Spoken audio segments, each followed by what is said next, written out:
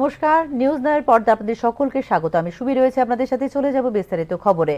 Operation সিঁদুরের পর প্রথমবারের মতো বিজেপি এবং এনডিএ শাসিত রাজ্যের মুখ্যমন্ত্রীদের নিয়ে বৈঠক করলেন প্রধানমন্ত্রী নরেন্দ্র মোদী। এনডিএর মধ্যে ঐক্যবদ্ধতা প্রমাণ করতেই এই বৈঠক বলে মনে করছেন রাজনৈতিক বিশ্লেষকরা। অপারেশন সিন্দুরের পরে প্রথম এনডিএ বৈঠক করলেন প্রধানমন্ত্রী নরেন্দ্র মোদী। বিজেপি এবং এনডিএ শাসিত রাজ্যগুলির মুখ্যমন্ত্রী ও উপমুখ্যমন্ত্রীদের নিয়ে এই বৈঠক করেন প্রধানমন্ত্রী। পেহেলগাঁও ঘটনায় নিহতদের উদ্দেশ্যে শ্রদ্ধা জানানো জ্ঞাপন করা হয় এদিনের বৈঠকে। অপারেশন সিন্দুরে সশস্ত্র বাহিনীর বীরত্ব ও প্রধানমন্ত্রী নরেন্দ্র মোদীর সাহসী নেতৃত্বের প্রশংসা করে একটি প্রস্তাব পাশ করা হয় রবিবারের এই বৈঠকে। অপারেশন সিন্দুর ভারতীয়দের আত্মবিশ্বাস বাড়িয়েছে বলে প্রস্তাবে উল্লেখ করেন শিবসেনা নেতা এবং মহারাষ্ট্রের উপমুখ্যমন্ত্রী একনাথ শিন্ডে। সশস্ত্র বাহিনীর এই প্রত্যাঘাতকে সমর্থন জানিয়েছেন প্রধানমন্ত্রী নরেন্দ্র মোদী বলে প্রস্তাবে উল্লেখ করেন একনাথ শিন্ডে। সন্ত্রাসবাদী ও তাদের যারা লালন পালন করে তাদের উপযুক্ত জবাব দিয়েছে এই প্রত্যাঘাত বলে উল্লেখ করা হয় প্রস্তাবে।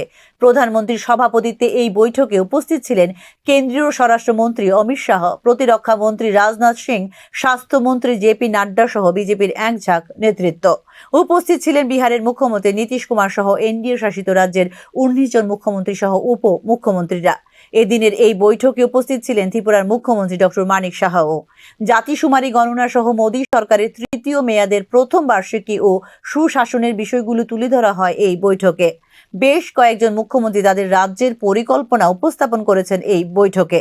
এদিকে এনডিএর ঐক্যবদ্ধ ছবি তুলে ধরতে এই বৈঠকের আয়োজন বলে মনে করছেন রাজনৈতিক বিশ্লেষক মহল। পাশাপাশি কেন্দ্রীয় সরকারের কাজের সঙ্গে এনডিএ শাসিত রাজ্যের কাজের সমন্বয় নিশ্চিত করাও এই বৈঠকের অন্যতম আলোচনার বিষয় বলে মনে করছেন রাজনৈতিক বিশ্লেষকরা।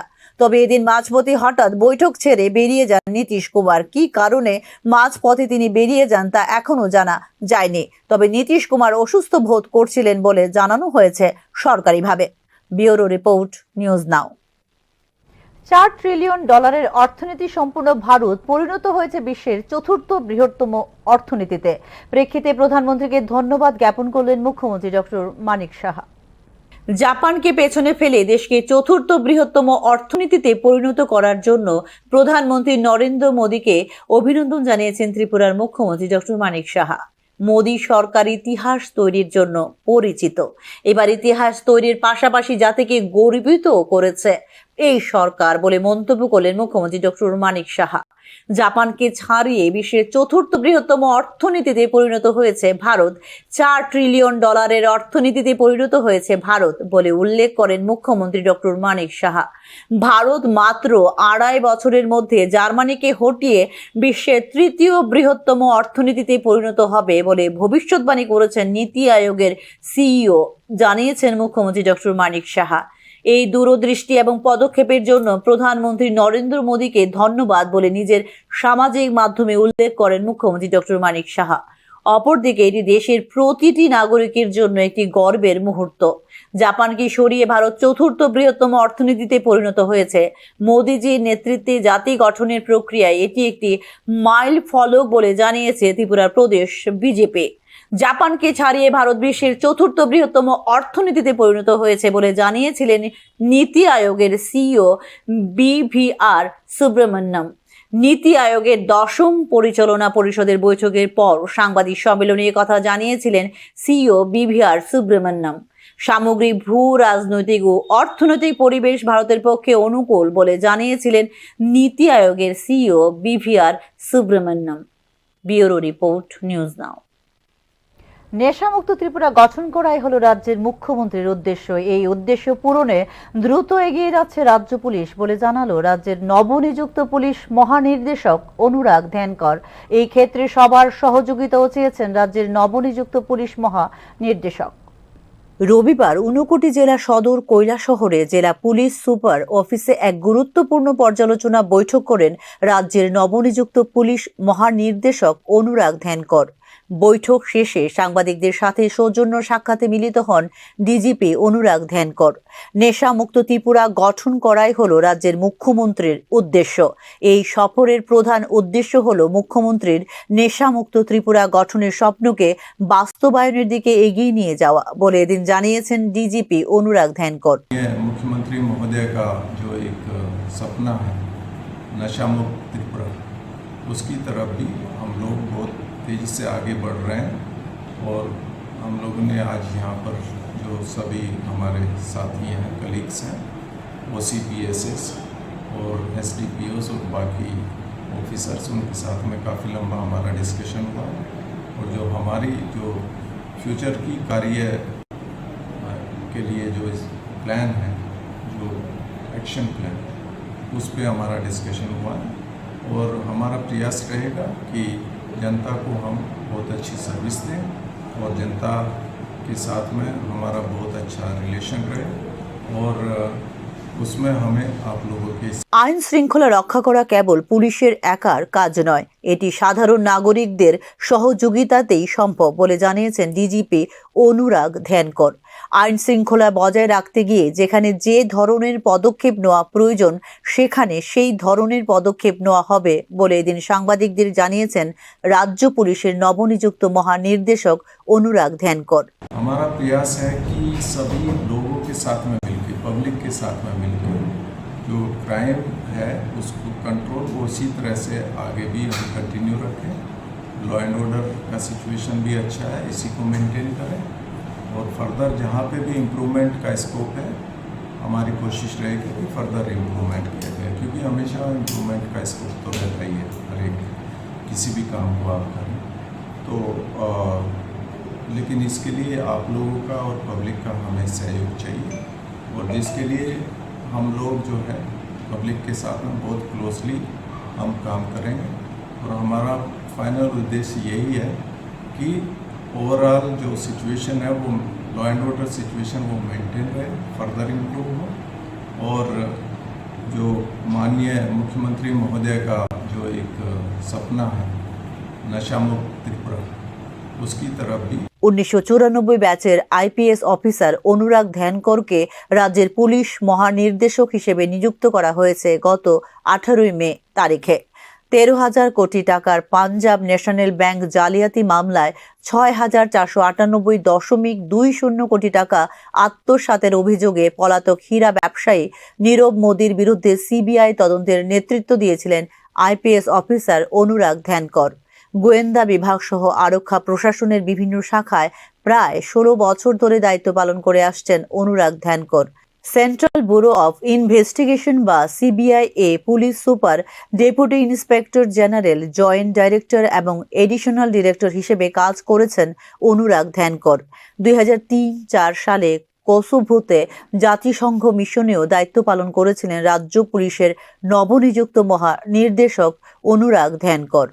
Bureau report, news now. চানমারিতে শিশু মৃত্যুর ঘটনায় রাজ্য সরকারের পক্ষ থেকে আর্থিক সহায়তা প্রদানের জন্য মুখ্যমন্ত্রীকে ধন্যবাদ জ্ঞাপন করলেন বিরোধী দলনেতা জিতেন্দ্র চৌধুরী। একই সাথে মোহনপুর মহকুমার রামসুন্দর পাড়ায় 2টি শিশু এবং সাবরুমের কালাঢেপায় 9 বছরের এক শিশুর মৃত্যুর ঘটনায় সংশ্লিষ্ট পরিবারকে আর্থিক সহায়তা দেবার দাবি জানালেন বিরোধী দলনেতা জিতেন্দ্র চৌধুরী। চানমারিতে শিশু মৃত্যুর ঘটনায় মুখ্যমন্ত্রীর পক্ষ থেকে ঘোষিত আর্থিক সহায়তা প্রশংসিত হলেও বিগত বছরের অনুরূপ ঘটনাগুলিতেও সমান সহানুভূতির প্রয়োগ চাইলেন বিরোধী দলনেতা জিতেন্দ্র চৌধুরী।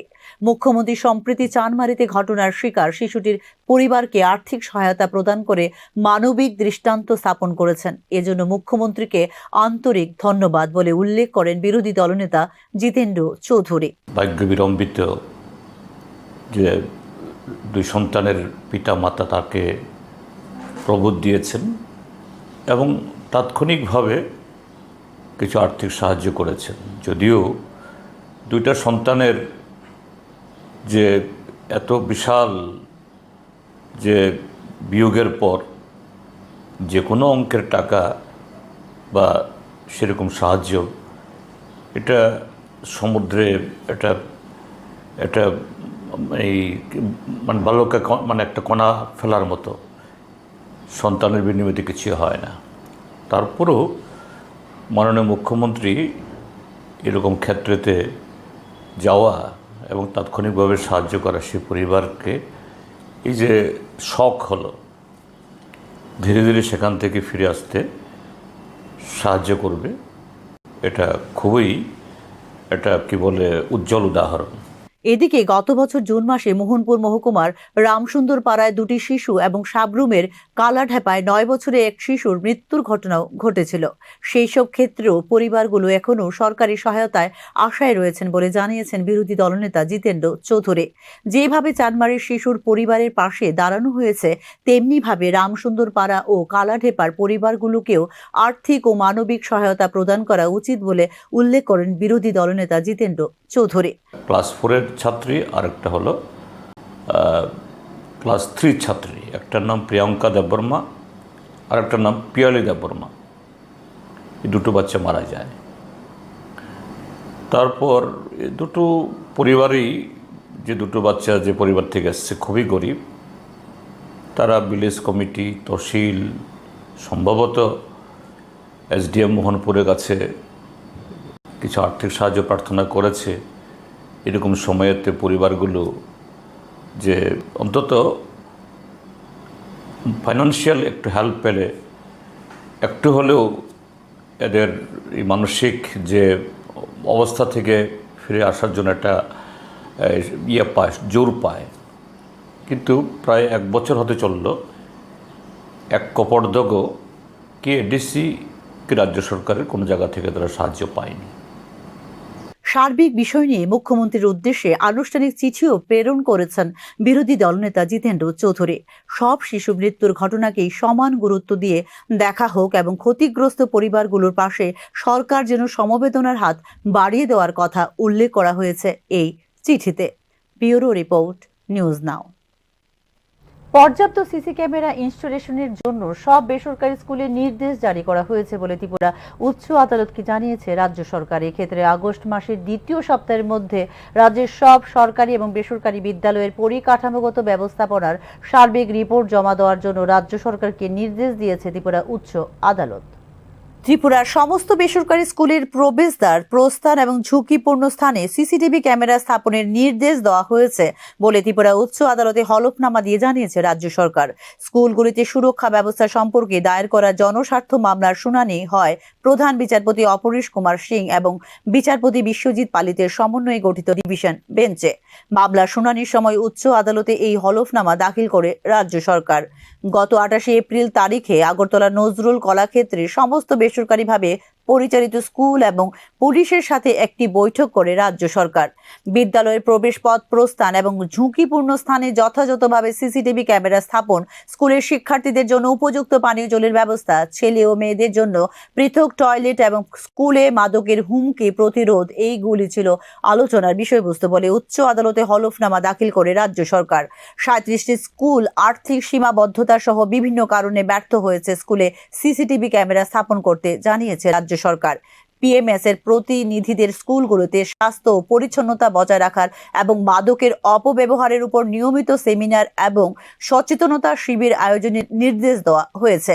484টি বেসরকারি বিদ্যালয় অর্থাৎ PMS এ পানীয় জলের সুবিধা এবং ছেলে ও মেয়েদের জন্য রয়েছে পৃথক টয়লেট। এক্ষেত্রে 37টি স্কুল ছাড়া প্রায় সবগুলোতে স্থাপন করা হয়েছে সিসিটিভি ক্যামেরা, হলফনামায় জানিয়েছে রাজ্য সরকার। শীঘ্রই নজরদারি ক্যামেরার ইনস্টলেশন সম্পন্ন হবে বলে আশ্বাস দিয়েছে সংশ্লিষ্ট স্কুলগুলি, হলফনামায় জানিয়েছে রাজ্য সরকার। নির্দেশাবলী অমান্য করলে বিদ্যালয়ের স্বীকৃতি প্রত্যাহার করা হতে পারে বলেও জানিয়েছে রাজ্য সরকার। বেসরকারি পরিচালিত স্কুলগুলির জন্য প্রবিধান এবং নির্দেশিকা সহ একটি বিভাগীয় স্মারকলিপি জারি করা হয়েছে। নিয়ম বহির্ভূতভাবে পরিচালনাকারী বেসরকারি বিদ্যালয়গুলির স্বীকৃতি সম্প্রসারণ বা আপগ্রেডেশনের সুপারিশ না করার জন্য জেলা শিক্ষা কর্মকর্তাদের নির্দেশ দেওয়া হয়েছে বলে হলফনামায় উচ্চ আদালতকে জানিয়েছে রাজ্য সরকার। অসম্মতির ফলে স্বীকৃতি প্রত্যাহার এবং তাৎক্ষণিকভাবে UDIAC কোড বাতিল হতে পারে বলে জানিয়ে দেওয়া হয়েছে সংশ্লিষ্ট বিদ্যালয়গুলিকে। এই বৈঠকে রাজ্যের মোট 484টি PMS এর মধ্যে উপস্থিত ছিলেন 334টি স্কুল, যেখানে 116টি ছিল অনুপস্থিত। হলফনামায় জানিয়েছে রাজ্য সরকার অনুপস্থিত স্কুলগুলির সাথে যোগাযোগ করে যত তাড়াতাড়ি সম্ভব সিসিটিভি ক্যামেরা এবং পৃথক টয়লেট সুবিধা স্থাপন নিশ্চিত করার নির্দেশ দেওয়া হয়েছে বলে জানিয়েছে রাজ্য সরকার। জেলা ভিত্তিক বেসরকারি স্কুলের বিভাজন ও বিস্তারিতভাবে উল্লেখ করা হয়েছে হলফনামায়। উচ্চ আদালতে দাখিল করে রাজ্য সরকারের হলফনামা অনুযায়ী পশ্চিম ত্রিপুরা বেসরকারিভাবে পরিচালিত মোট স্কুলের সংখ্যা 103টি, যার সবকটিতে রয়েছে শৌচাগার এবং পানীয় জলের ব্যবস্থা। 85টিতে রয়েছে সিসিটিভি। এই ক্ষেত্রে 18টি স্কুলে এখনো ইনস্টল করা হয়নি নজরদারি ক্যামেরা। সিপাহীজলা জেলায় মোট 75টি বেসরকারি স্কুল রয়েছে, যার সবকটিতেই টয়লেট, পানীয় জল এবং সিসিটিভি। খোয়াই জেলায় 56টি বেসরকারি স্কুলে রয়েছে শৌচাগার, জল এবং সিসিটিভি। গোমতী জেলায় 69টি বেসরকারি স্কুলে কার্যকর রয়েছে এই সমস্ত সুযোগ সুবিধা বলে হলফনামায় জানিয়েছে রাজ্য সরকার। দক্ষিণ ত্রিপুরার 45টি স্কুলে শৌচাগার এবং জলের ব্যবস্থা রয়েছে। এই ক্ষেত্রে 38টি বিদ্যালয়ে রয়েছে সিসিটিভি। 60টি বিদ্যালয় এখনো ইনস্টল করা হয়নি নজরদারি ক্যামেরা। উত্তর ত্রিপুরায় বেসরকারি স্কুল রয়েছে 36টি। এক্ষেত্রে 24টিতে রয়েছে সিসিটিভি। 12টিতে এখনো ইনস্টল করা হয়নি নজরদারি ক্যামেরা। তবে এক্ষেত্রে সবকটি বিদ্যালয়ই রয়েছে শৌচাগার এবং পানীয় জলের ব্যবস্থা। 59 জেলায় বেসরকারি স্কুল রয়েছে 41টি, যেখানে সবকটিতেই রয়েছে শৌচাগার, জল এবং সিসিটিভি।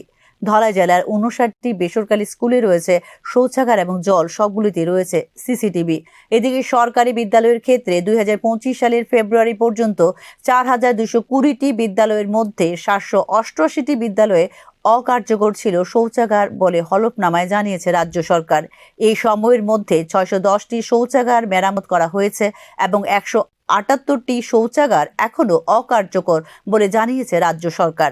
2025 সালের আগস্টের দ্বিতীয় সপ্তাহে বিষয়টি আবার তালিকাভুক্ত করে সমস্ত সরকারি, সাহায্যপ্রাপ্ত এবং বেসরকারি বিদ্যালয়গুলিকে অন্তর্ভুক্ত করে একটি আপডেট রিপোর্ট দাখিল করতে রাজ্য সরকারকে নির্দেশ দিয়েছে ত্রিপুরা উচ্চ আদালত। ব্যুরো রিপোর্ট, নিউজ নাও। মুখ্যমন্ত্রীকে প্যাট্রন হিসেবে সামনে রেখে কাজ শুরু করল ত্রিপুরা অলিম্পিক অ্যাসোসিয়েশন। রবিবার আয়োজিত সাংবাদিক সম্মেলনে আগামী দিনের কর্মসূচির ঘোষণা দিল ত্রিপুরা অলিম্পিক অ্যাসোসিয়েশন। 15 বছরেরও বেশি সময় ধরে স্থবিরতার পর গণতান্ত্রিক প্রক্রিয়ার মাধ্যমে গঠিত হয়েছে ত্রিপুরা অলিম্পিক অ্যাসোসিয়েশনের নতুন কমিটি। রাহু মুক্তির পর এবার কাজ শুরু করল ত্রিপুরা অলিম্পিক অ্যাসোসিয়েশন। মুখ্যমন্ত্রীকে প্যাট্রন হিসেবে সামনে রেখে কর্মসূচি পরিচালনা হবে বলে রবিবার আয়োজিত সাংবাদিক সম্মেলনে জানিয়েছেন নবগঠিত কমিটির সম্পাদক সুজিত রায়। এই ক্ষেত্রে অ্যাডভাইজারি বোর্ডের চেয়ারম্যান হিসেবে নিযুক্ত করা হয়েছে ত্রিপুরা ব্যাডমিন্টন অ্যাসোসিয়েশনের সভাপতি রতন সাহাকে, জানিয়েছেন নবগঠিত কমিটির সম্পাদক সুজিত রায়। চিফ প্যাট্রন হিসাবে আমাদের রাজ্যের খেলপ্রেমিক মুখ্যমন্ত্রী প্রফেসর ডক্টর মানিক সাহার নাম প্রস্তাব করা হয়েছে। প্যাট্রন হিসাবে আছেন মাননীয় মন্ত্রী, ক্রীড়ামন্ত্রী টিঙ্কু রায় মহোদয়ের নাম। আরেকজনের প্যাট্রন হিসাবে আমরা নাম অনুমোদন হয়েছে এখানে, ওনার হচ্ছে অনিমেষ দেববর্মা মহোদয়, মিনিস্টার ফরেস্ট এবং সায়েন্স অ্যান্ড টেকনোলজি, এবং অ্যাডভাইজারি বোর্ডের চেয়ারম্যান হয়েছেন রতন শাহ মহোদয়, ওয়ার্কিং প্রেসিডেন্ট ত্রিপুরা ব্যাডমিন্টন অ্যাসোসিয়েশনের, এবং আরও দুইজন অ্যাডভাইজারি বোর্ডে আমরা নাম করা হয়েছে। উনি হচ্ছে একজন অর্জুন অ্যাওয়ার্ডি, রাজ্যের প্রথম অর্জুন অ্যাওয়ার্ডি মন্টু দেবনাথ মহোদয়, আরেকজন হচ্ছে দ্রোণাচার্য অ্যাওয়ার্ডি বিশ্বেশ্বনন্দীর নাম। ত্রিপুরা অলিম্পিক অ্যাসোসিয়েশনের আগামী দিনের কর্মসূচিও তুলে ধরা হয় এদিনের সাংবাদিক সম্মেলনে। এক্ষেত্রে স্টেট গেমসের পাশাপাশি নর্থ ইস্ট স্পোর্টস গেমসের সফল আয়োজনের সিদ্ধান্ত নেওয়া হয়েছে বলে সাংবাদিক সম্মেলনে জানিয়েছেন ত্রিপুরা অলিম্পিক অ্যাসোসিয়েশনের সম্পাদক সুজিত রায়। শুধু তাই নয়, রাজ্যের ক্রীড়া ব্যক্তিত্ব যারা অংশগ্রহণ করেছেন জাতীয় পর্যায়ে তাদের হাতে সার্টিফিকেট তুলে দেবার সিদ্ধান্ত নিয়েছে ত্রিপুরা অলিম্পিক অ্যাসোসিয়েশনের নবগঠিত কমিটি বলে জানিয়েছেন সংস্থার সম্পাদক সুজিত রায়। এর মাধ্যমে আগামী দিন একটা অনুষ্ঠান করা হবে ত্রিপুরা অলিম্পিক অ্যাসোসিয়েশন এবং ত্রিপুরা ক্রীড়া পর্ষদ এবং ক্রীড়া দপ্তরের। সেদিন আমাদের এই সার্টিফিকেটগুলো ক্রীড়া যে ব্যক্তিত্বরা খেলতে গেছে ওনাদের এই প্রথমবারের মতো সার্টিফিকেট এসছে রাজ্যে, কারণ এতদিন সার্টিফিকেট পেত না, খেলোয়াড়রা খেলতো, বাইরের খেলোয়াড়রা খেলতো। যাই হোক, আমরা খুবই গর্বিত। পাশাপাশি আমাদের রাজ্যে যে স্টেট গেমস করতে হয় অলিম্পিক অ্যাসোসিয়েশন, আমাদের স্টেট গেমস করার পরিকল্পনা নেওয়া হয়েছে। আমরা আগামী কিছুদিনের মধ্যে আমরা স্টেট গেমস করব। পাশাপাশি নর্থ ইস্ট স্পোর্টস গেম যেটা হয়, এটাও রাজ্য সরকার, ক্রীড়া দপ্তর, ক্রীড়া পর্ষদ মিলে আমাদের ত্রিপুরা অলিম্পিক অ্যাসোসিয়েশন এখানে সংগঠিত করার চেষ্টা করছে নর্থ ইস্ট গেম। ভারতীয় অলিম্পিক অ্যাসোসিয়েশনের সভাপতি ডক্টর পিটি ওষার উদ্যোগে 23শে মে তারিখে যুব বিষয়ক ও ক্রীড়া বিভাগ এবং ত্রিপুরা ক্রীড়া পর্ষদের সহযোগিতায় নির্বাচনের মাধ্যমে ত্রিপুরা অলিম্পিক অ্যাসোসিয়েশনের জন্য গঠন করা হয়েছে নতুন কমিটি। কমিটির সভাপতি হিসেবে নির্বাচিত হয়েছেন অলিম্পিয়ান পদ্মশ্রী দীপা কর্মকার। 2025 থেকে 2029 সাল পর্যন্ত 4 বছরের মেয়াদে দায়িত্ব পালন করবে ত্রিপুরা অলিম্পিক অ্যাসোসিয়েশনের নবনির্বাচিত এই কার্যনির্বাহী কমিটি। ব্যুরো রিপোর্ট, নিউজ নাও। জলের অভাবে থুকছেন দক্ষিণ গোকুলনগরের কৃষকরা। এক্ষেত্রে এলাকায় একটি চেক ড্যাম নির্মাণ করা হলে উপকৃত হবেন কৃষকরা। রবিবার কৃষকদের সঙ্গে মত বিনিময় করে এরকমটাই জানিয়েছেন জনজাতি কল্যাণ দপ্তরের মন্ত্রী বিকাশ দেববর্মা। অনাবাদী জমিতে চাষাবাদের জন্য সরকারিভাবে সহায়তার আশ্বাসও দিলেন মন্ত্রী বিকাশ দেববর্মা। এদিন কৃষ্ণপুর বিধানসভা কেন্দ্রের দক্ষিণ গোকুলনগর এডিসি ভিলেজের চিন্তাকুমার মৌসুমপাড়া এলাকার কৃষকদের সঙ্গে মত বিনিময় করেন তিনি।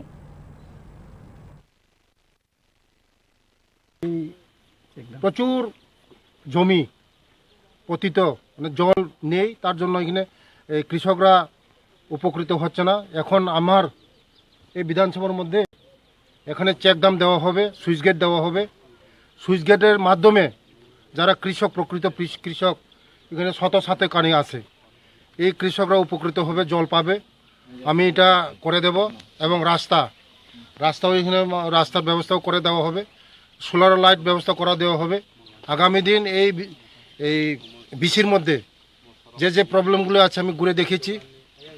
এই বিশেষ করে এটা যদি সুইচ গেট দেওয়া হয়, এখানে প্রচুর কৃষক উপকৃত হবে। তার জন্য বিশেষ 1 নম্বর এই চেক ড্যাম সুইচ গেট করা হবে। সুইচ গেট যদি করা হয়, কৃষকরা এখানে উপকৃত হবে। বিদ্যালয়ে ছাত্রীদের মধ্যে সাইকেল বিতরণ করা হচ্ছে। এক্ষেত্রে প্রতিযোগিতার পরামর্শ দিলেন রাজ্যপাল। অপরদিকে বছর খানেকের মধ্যে রাজ্যে একটি সাইকেল ট্র্যাক নির্মাণ করা হবে বলে জানিয়েছেন ক্রীড়া মন্ত্রী টিঙ্কু রায়।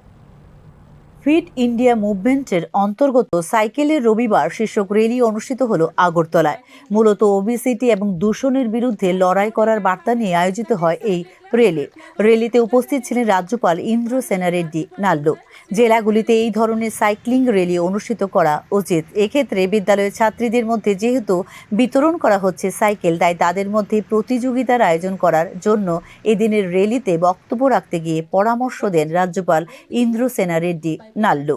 साइकिलिंग रैलीज जिलाओं में भी करके जिलाओं में भी अपन उत्साह प्रोत्साहन करना है।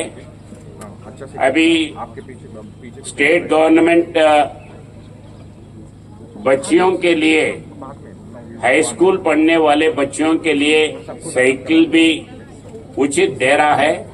तो उनका कंपटीशन जो साइकिलिंग लिए हैं, उनका कंपटीशन भी रख के एक उनका प्रोत्साहन करना उचित रहेगा, ये मेरा सुझाव है। এদিনের র্যালিতে উপস্থিত ছিলেন ক্রীড়া মন্ত্রী টিঙ্কু রায় ও বক্তব্য রাখতে গিয়ে রাজ্যে বছর খানেকের মধ্যে একটি সাইকেল ট্র্যাক তৈরি করা হবে বলে জানিয়েছেন ক্রীড়া মন্ত্রী টিঙ্কু রায়। রাজ্যে খেলাধুলার উন্নয়নে পরিকাঠামো প্রস্তুত বলে এদিন জানিয়েছেন ক্রীড়া মন্ত্রী। और एक साइकिल ट्रैक अभी में हमारे जो दफ्तर के सचिव प्रदीप बाबू बैठे हैं, तो उनके साथ बात कर रहा था, जो हमारे यहाँ पे एक साइकिल ट्रैक क्यों ना बने, तो हम कोशिश करेंगे 1-2 साल में एक साइकिल ट्रैक भी बनाने का है। जो साइकिलिस्ट है उनके लिए प्रैक्टिस करने के लिए और उनके भी कंपटीशन कराने के लिए साइकिल ट्रैक बन जाए तो और भी अच्छा होगा। काफी कुछ तो हुआ है, जो आप लोगों ने देखा है, 2 एथलेटिक ट्रैक हम लोगों ने बनाया है, एक हॉकी मैदान बनाया है हम लोगों ने, एक टेनिस 2 कोर्ट बनाया है, हम लोग 2 इंटरनेशनल स्टैंडर्ड स्विमिंग पूल बनाया है और 11 फुटबॉल मैदान बनाया है और 2-3 बन रहा है, ट्राइबल वेलफेयर से और 3 बन रहा है। और ऐसे नहीं सब सिंथेटिक बनाया हम लोगों ने। 20 घास के मैदान हम लोगों ने एक साथ बना रहे पूरे प्रदेश में, मिनी गैलरी समेत 20 मैदान एक साथ बन रहा है अलग अलग जगह में। तो काफी हमारे जो इंफ्रास्ट्रक्चर के अभी रेडी है। अभी हम ফিট ইন্ডিয়া মুভমেন্ট হলো একটি দেশব্যাপী কর্মসূচি যা মানুষকে তাদের দৈনন্দিন জীবনের শারীরিক কার্যকলাপ এবং খেলাধুলা অন্তর্ভুক্ত করে সুস্থ ও ফিট থাকার জন্য উৎসাহিত করে। 29শে আগস্ট 2019 সালে নয়াদিল্লির ইন্দিরা গান্ধী স্টেডিয়ামে আনুষ্ঠানিকভাবে শুরু হয়েছিল এই কর্মসূচি। স্পোর্টস অথরিটি অফ ইন্ডিয়ার উদ্যোগে ফিট ইন্ডিয়া মুভমেন্টের অন্তর্ভুক্ত এদিনের এই সাইকেল র্যালিটি শুরু হয় রাজধানীর উজ্জয়ন্ত প্যালেসের সামনে থেকে। ব্যুরো রিপোর্ট, নিউজ নাও। নার্সিংহোমে ভর্তি করানোর ক্ষেত্রে অর্থনৈতিক সামর্থ্য না থাকার মূল্য চুকাতে হলো প্রাণ দিয়ে। এক্ষেত্রে অনুঘটকের কাজ করেছে সরকারি হাসপাতালের চিকিৎসা কর্মীদের গাফিলতি। মৃত্যু হলো শিশুর। বিক্ষোভে ফেটে পড়ল মৃত শিশুর পরিবার। কুমারঘাটের সায়দার পার গ্রামের দেবপাড়ার বাসিন্দা উজ্জ্বল দাসের 3 মাসের শিশুকন্যা অসুস্থ হওয়ায় গত 23শে মে শুক্রবার চিকিৎসার জন্য নিয়ে আসা হয় কৈলাসহরের আরজেএম হাসপাতালে। শুক্রবার রাতে আরজেএমের মহকুমা হাসপাতালের শিশু বিশেষজ্ঞ চিকিৎসকের তত্ত্বাবধানে হাসপাতালে ভর্তি করা হয় 3 মাসের শিশু দিব্যা দাসকে। শনিবার বিকেল পর্যন্ত শিশুর শারীরিক অবস্থা স্থিতিশীল ছিল। শনিবার রাত থেকে শিশুটির শারীরিক অবস্থার অবনতি হয় এবং দায়িত্বে থাকা সিস্টারদের জানানোর পরেও এই ক্ষেত্রে জানানো হয়নি শিশু বিশেষজ্ঞ চিকিৎসককে। রবিবার সকালে শিশুটি শারীরিক অবস্থার চূড়ান্ত অবনতি হলে খবর দেওয়া হয় শিশু বিশেষজ্ঞ চিকিৎসককে, কিন্তু শেষ মুহূর্তে 2 ঘন্টার চেষ্টাতেও রক্ষা হয়নি প্রাণ। মৃত্যুর কোলে ঢলে পড়ে শিশুটি। এক্ষেত্রে সময় মতো শিশু বিশেষজ্ঞ চিকিৎসককে কল না করার গাফিলতির কারণেই শিশুটির মৃত্যু হয়েছে বলে অভিযোগ সংশ্লিষ্ট পরিবারের। যখন আমার আর একটা বোন আছে, তাই এখানে একটু জরুরি সিলি দেওয়ার পরে গিয়ে তারা ম্যাডামরা ডাক্তার আনাইছে, কিন্তু এত কালকে রাতে তো তারা কন্টিনিউ হয়েছে। আপনিটারে তারা কোনো রেসপন্সও দিল না, ডাক্তাররা আনা কথা না, উল্টা আমার ছোটো বোন উল্টা বলেছে তোমরা আছে ডাক্তার নাম্বার থাকলে তোমরা ফোন করো মিস্টার ম্যাডামকে। তো আমরা পেশেন্ট লই আছি, আমরাও ডাক্তার নাম্বার থাকতো না। পয়সা পাওয়ার পরে ওটা যখন বেশি অবস্থা খারাপ হয়েছে তখন গিয়ে তারা গাড়ি দিয়ে ম্যাডামকে আনাইছে, আনাইয়া শেষ পর্যায়ে চিকিৎসা করছে। শেষ পর্যন্ত 1.5 থেকে 2 ঘন্টা তারা এখানে ভিতরে ঢুকাই রাখলো, কি চিকিৎসা করছে। লাস্টে আমরা আমার বাগনি নাই হইয়া সারছে। তো আমার একটাই আর কি এখানে যে আর যে তো নেক্সটে কোনো বাচ্চারা লোক কমসে কম এরকম না হয়, মানে তারা এখানে একটা পুতুল খেলতেছে বাচ্চারা লোক। 3 মাসের অসুস্থ শিশুকে নিয়ে শুক্রবার বিকেলে কুমারঘাট থেকে প্রথমে কৈলাসহর স্বস্তি নার্সিংহোমে শিশু চিকিৎসক সঞ্জনা ঘোষকে দেখায় সংশ্লিষ্ট শিশুটির পরিবার। শিশুটিকে নার্সিংহোমে ভর্তি করানোর পরামর্শ দেন চিকিৎসক সঞ্জনা ঘোষ, কিন্তু অর্থনৈতিক দুর্বলতার কারণে পরিবারের লোক নার্সিংহোমে ভর্তি করানোর অক্ষমতা প্রকাশ করে অসুস্থ শিশুটিকে নিয়ে ছুটে যান ঊনকোটি জেলা হাসপাতালে। ঊনকোটি জেলা হাসপাতালে জরুরি বিভাগের চিকিৎসককে দেখানোর পর জেলা হাসপাতালের শিশু বিশেষজ্ঞ চিকিৎসক সঞ্জনা ঘোষকে খবর দিলে তিনি এই শিশুটির চিকিৎসা না করে জিবি হাসপাতালে রেফার করে দেওয়ার পরামর্শ দেন বলে অভিযোগ সংশ্লিষ্ট পরিবারের। আমার বাগনি তাই শুক্রবার রাত্রে হঠাৎ করে অসুস্থ, তো আমরা ইসলাম কৈলাসের প্রথম স্বস্তি নার্সিংহোমে এখানে পয়সা সঞ্জনা ঘোষ ম্যাডামের কাছে ভর্তি রাখা লাগে। তো ভর্তি রাখতে গেলে দেখা গেছে এখানে প্রচুর টাকার দরকার, পার ডে 1000 টাকা চার্জ আছে, আরও এক্সট্রা বহুত চার্জ আছে। আমরা অর্থনৈতিক সমস্যা লেগে আমরা বার্তার নয় ডিস্ট্রিক্ট হসপিটালে গেছি। ডিস্ট্রিক্ট হসপিটালে গিয়ে এখানে ভর্তি করছি, তাইলে একটা স্যালাইন দিছে। 5-7 মিনিট পরে হঠাৎ করে ডাক্তারেরটা হয়েছে, ইমার্জেন্সি ডাক্তারেরটা হয়েছে যে সঞ্জনা ঘোষ ফোন করে হয়েছে, তাই রেফার। আমরা শেষ পর্যন্ত আরজেএম মহকুমা হাসপাতালের শিশু বিশেষজ্ঞ চিকিৎসকের শরণাপন্ন হন মৃত শিশুটির পরিবার। নিজের নার্সিংহোমে চিকিৎসা না করানোর কারণে কি পরিকাঠামো থাকা সত্ত্বেও এই শিশুকে জেলা হাসপাতালে চিকিৎসা পরিষেবা দিলেন না শিশু বিশেষজ্ঞ চিকিৎসক সঞ্জনা ঘোষ, তা নিয়ে উঠছে প্রশ্ন। জেলা হাসপাতাল বা মহকুমা হাসপাতালে ভর্তি করানো সত্ত্বেও যেখানে রক্ষা হচ্ছে না প্রাণ, সেই ক্ষেত্রে চিকিৎসা কর্মীদের গাফিলতির ঘটনাগুলো নিয়ে সঠিক তদন্ত কোথায় প্রশ্ন হচ্ছে তা নিয়েও। Bureau report, news now. আবর্জনায় ভরা নিষ্কাশন খাল, যার খেসারত দিতে হচ্ছে শত শত কৃষকদের। একটি বৃষ্টিতেই জলের তলায় তলিয়ে যাচ্ছে কৃষকদের জমির ফসল। ঘটনা খোয়াইয়ের গনকি জাম্বুরা গ্রামে। শত শত কৃষকের ধান জলে ডুবে গেল খোয়াইয়ে। খোয়াই জেলার মধ্য গনকি এবং জাম্বুরা গ্রাম পঞ্চায়েতের অধীনে শত শত কৃষকের পাকা ধানের জমি ডুবে গেল বৃষ্টির জলে। এর মূল কারণ হলো আবর্জনায় ভরা নিষ্কাশন খাল। ফলস্বরূপ ধান তুলতে পারেননি কৃষকরা। বড় বিল্লি আওয়ার যে তলবারি উজান থেকে জল আইতাছে, এটা আওয়ার তো যাই খোয়াইটা খোয়াই নদীত গিয়ে নামে মানে এই যে নালাগুলা ইডি একটা গাছে জাম হয়েছে ধান খেত মসজিদ দিয়ে ধান খেতে আওয়ারের মসজিদ দিয়ে যাইতেছে জলটা যাওয়াতে মানে দিন বইরে গেছে গাছে বইরে থাকে। দিনটা আমরা কইছি রেখা পঞ্চায়েত থেকে কইছি এই রেখা দিয়ে করাইতো, এটা অনেক করাইতেছে না। আমরা ফাঁকনা ধান বৃষ্টি পড়লই ডুবে থাকা, আবার ডুবে থাকা, জল তো যায় না ডেনে দিয়ে দিন জাম হয়ে বইরে থাকা। এই আর কি আমরা এটা পঞ্চায়েতে অনেক কইলাম, এটা তো করোই না দি আমরা ধান কাটতে তুলতে পারতেছি না ওর থেকে এই আমরা সমস্যাটা বেতলা জল গত বছর থেকে তারা পঞ্চায়েতকে বারবার নিষ্কাশন খাল পরিষ্কার করার জন্য অনুরোধ করেছিলেন, কিন্তু এটি পরিষ্কার করা হয়নি। ফলস্বরূপ সাম্প্রতিক ভারী বর্ষণের পরে পুরো জমি জলে ডুবে যায় বলে অভিযোগ করেন সংশ্লিষ্ট কৃষকরা। জলের লেগে আমরা ধান টান সব জলের তোলা জায়গা, আমরা ধান কাটতে পারতেছি না, ধান নষ্ট হইতেছে। দিনটা পরিষ্কার করবার লাগি অতি সত্তর আমরা বৈশাখ মাস থেকে তারা বেড়াতে পারতেছি, তারা কেউ শুনে না, খালি কয়া হয় না, পরে পরে না, আগে এমন খালি করে। আমরা ধানটা দিনটা পরিষ্কার করে না দিলে আমরা ধান রইতে পারতেছি না। সমস্যা কি হইতেছে? ওখানে ধান পাকনা ধান জলের তলে যেতেছে, বলতে বৃষ্টি হইলে কি হয়? বৃষ্টি হইলে তো পুরা জলের তলে ধান কাটানো যেতেছে না, খুব কষ্ট হইতেছে। আমরা ধান পচে যেতেছে, মানে জলটা আইতেছে কই থেকে? জল যাইতেছে তবলাবাড়ির সাইডের থেকে, উজান থেকে, আরো উজান থেকে আগে বাইরে গিয়া কয়েকটা নদী।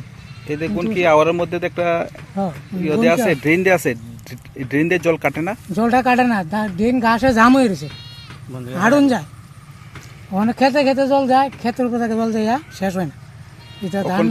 কৃষি এবং কৃষকের ব্যাপক উন্নতি সাধিত হচ্ছে বলে প্রচারের ফানুস উড়িয়ে চলেছে রাজ্য কৃষি দপ্তর, কিন্তু তৃণমূল পর্যায়ে যেখানে জমিতেই নষ্ট হয়ে যাচ্ছে কৃষকের ফসল, সেই ক্ষেত্রে তথাকথিত উন্নয়নের এই ক্ষত কি দিয়ে ঢাকবেন সরকার বাহাদুর?